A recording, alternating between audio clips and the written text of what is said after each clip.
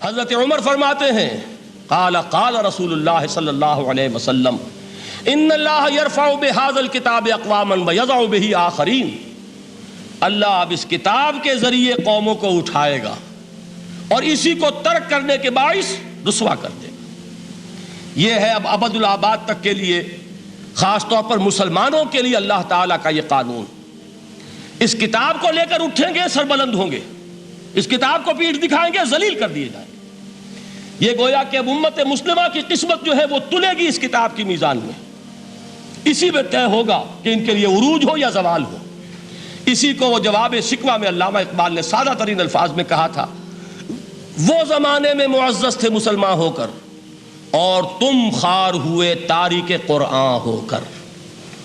فارسی میں اسی کو مفہوم کو جو ادا کیا ہے جس خوبصورتی سے، اس کا تو جواب نہیں ہے کہ اے مسلمان خار از مہجوری قرآن شدی، تم جو ذلیل و خار ہو گئے ہو دنیا میں۔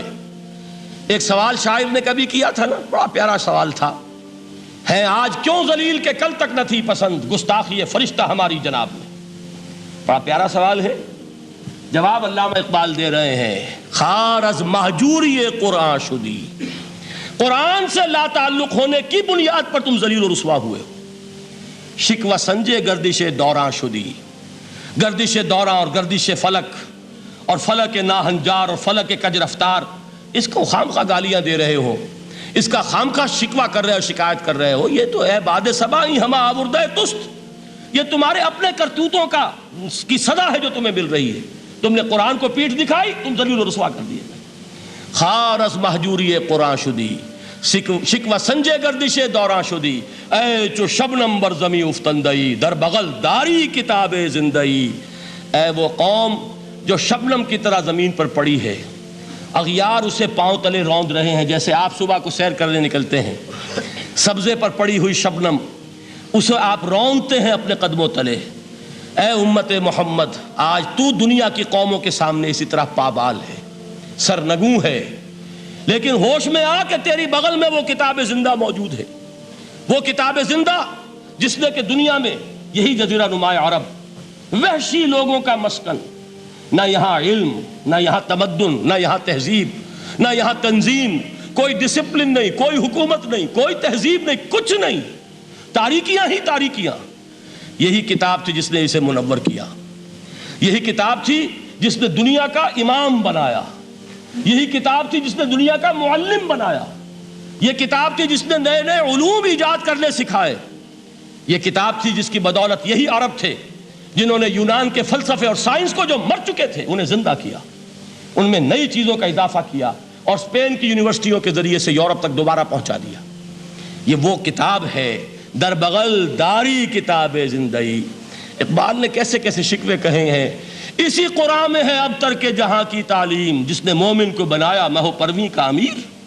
اس قرآن کو لے کر مسلمان نکلا ہے، ایک ہاتھ میں قرآن، ایک میں تلوار۔ برا نہ مانیے، قرآن تلوار کا نام بھی آپ اپولوجیٹک انداز میں نہ لیا کریں۔ انقلاب کی تکمیل تلوار سے ہوتی ہے، انقلاب کی تمہید کسی کتاب سے ہوتی ہے، اچھی طرح جان لیجیے۔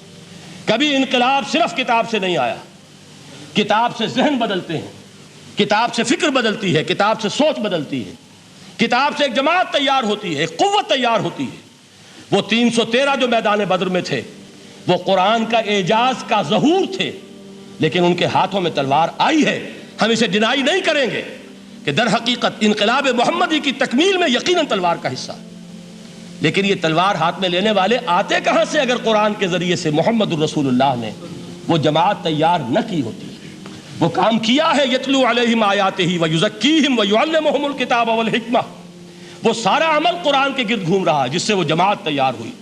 اور پھر اقبال نے اس کو بھی 2 جملوں کے اندر ادا کر دیا، ایک شعر کے 2 مصرے، با نشہ درویشی در ساز و دمادم زن، چوں پختہ شوی خدرا بر سلطنت جم زن۔ پہلے ہے وہ نشہ درویشی، وہ فقر، وہ صحابہ کرام کے وہ راتوں کو اللہ کے سامنے کھڑے رہنا، وہ تزکیہ نفس، وہ موعظہ قرآنی، وہ تزکیہ جو قرآن کے ذریعے سے ہو رہا تھا 13 برس تک ہوا۔ اب جب ایک جماعت تیار ہو گئی، ایک قوت وجود میں آئی، تو اب اس قوت کو محمد رسول اللہ نے باطل کے نظام پر دے مارا، ٹکرایا. بانشہ درویشی در ساز و دمادم زن، چون پختہ شوی خدرا بر سلطنت جم سن. تبھی وہ انقلاب آیا، جاء الحق وزہق الباطل ان الباطل کان زہوقا. تو اللہ تعالیٰ اس کتاب کو اب میزان بنا چکے ہیں. وَبِالْحَقِّ أَنزَلْنَاهُ وَبِالْحَقِّ نَزَلَ، یہ قرآن حق کے ساتھ نازل ہوا ہے، فیصلہ کن کتاب ہے. إِنَّهُ لَقَوْلٌ فَصْلٌ وَمَا هُوَ بِالْحَزْلِ، یہ قول فصل ہے، حزل نہیں ہے، کسی شاعر کی شاعری نہیں ہے کہ آپ نے تحسین کی تو کیا اور نہ کی تو کیا. یہ کتاب وہ ہے کہ اگر مانو گے تو مہو پرویں کا امیر بنو گے، اور اگر اس کو پیٹھ دکھائے رکھو گے جیسے دکھائی تم نے تو ذلیل کر دیے جاؤ گے، رسوا کر دیے جاؤ گے، جیسے کہ آج کم سے کم 300 برس سے پوری دنیا میں مسلمان ذلیل اور خوار ہیں.